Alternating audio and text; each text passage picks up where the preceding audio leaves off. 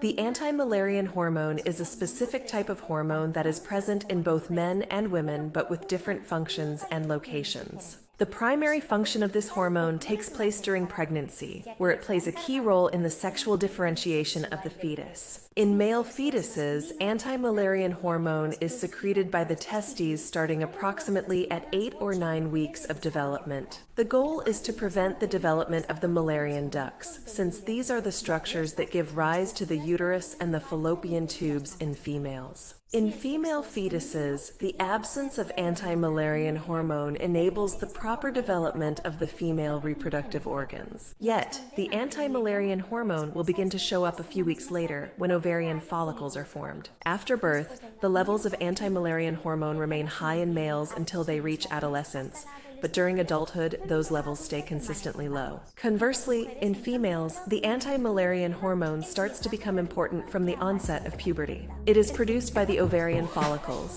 the structures where the eggs develop.